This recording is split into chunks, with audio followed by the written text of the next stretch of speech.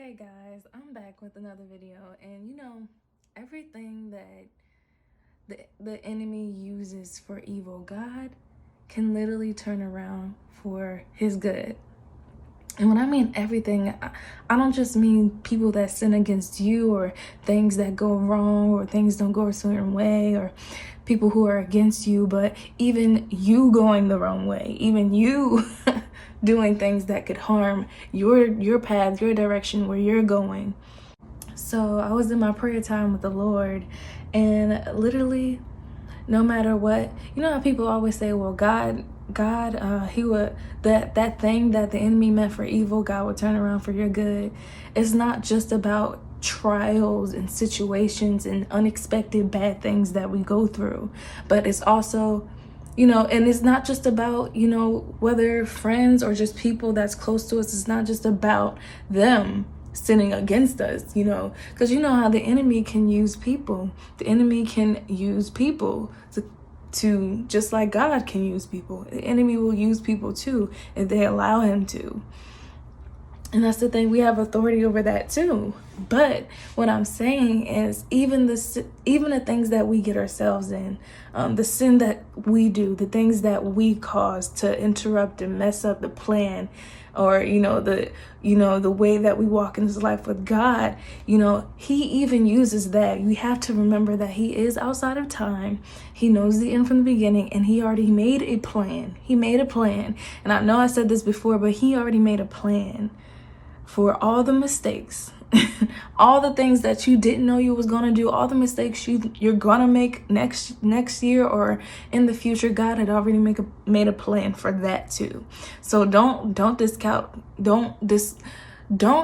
yourself because you opened the door to something wrong. Listen, I'm not perfect either. I got into a relationship that I know God was like, come on.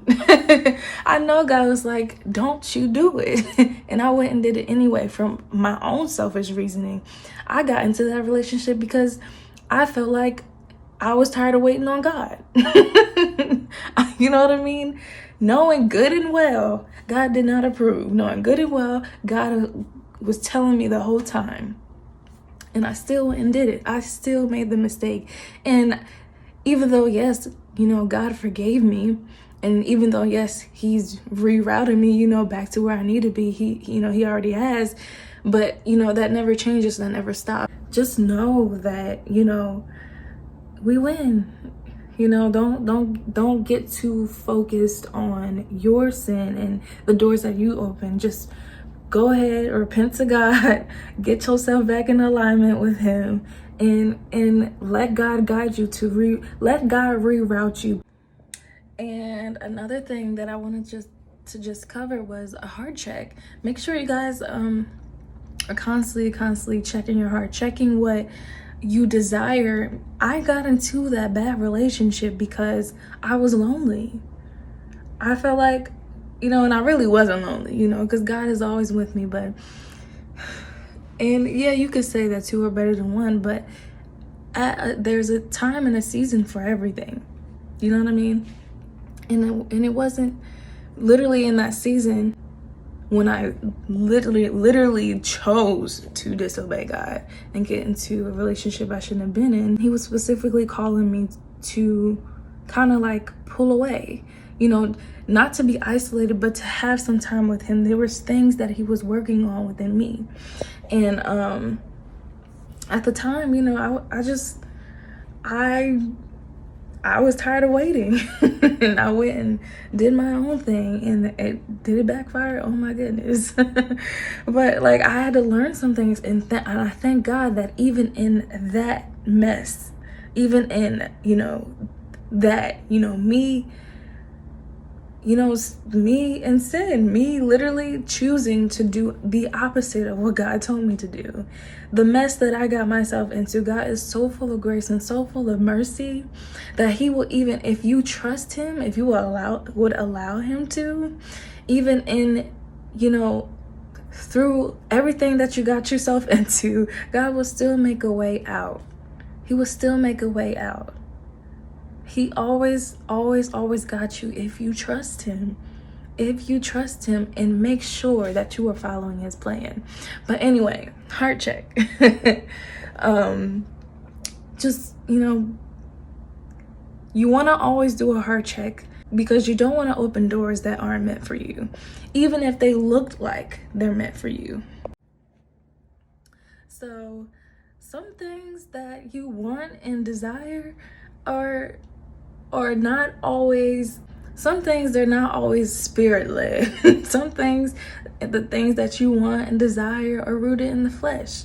Sometimes, it's so important to make sure that you check the motive of why you're doing something. Why am I going to make this decision? Why am I going here? Why am I about to do this? Why am I about to put my agreement, my yes on something? Check where that motive is coming from. Check where your heart is with that. Anything that you are about to plan, anything that you're about to come into agreement with, make sure that you check in your heart and check and see what is my true motive. Be honest with yourself behind it. And is it of God? Is it led by God? Is it led by God? Is this something that God would do? So you have to know God. You got to know him. Make sure that you're constantly looking the fruit at what you desire. Before you go and make that decision, make sure you're consulting God. Make sure that you are in communication with him.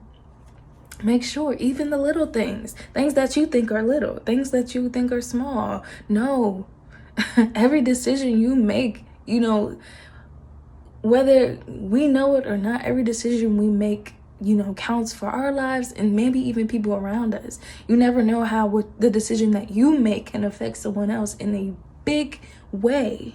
But you could have saw that decision as something small. So this is why it's so important to walk by the Spirit and not the flesh. And that's Galatians chapter 5, verse 16. So Luke chapter 6, verse 45, it says, "A good man brings good things out of the good stored up in his heart. An evil man brings evil things out of the evil stored up in his heart. For the mouth speaks what the heart is full of." So please make sure that you are in alignment with the Lord. Make sure that anything that you're doing, anything that you're planning, agreeing to do, whatever you are putting your hand towards, yourself, your yes towards, please make sure you look at the fruit of where it comes from. Is this a fruit of God? Is it going to be the fruit of the Lord? Or is it going to be the fruit of the flesh? You'll be able to better discern where if something is from God or not. So that's all I wanted to share with you guys. I really hope you got the message. I hope I explained it right. But I love you guys so much, and I'll talk to you guys soon.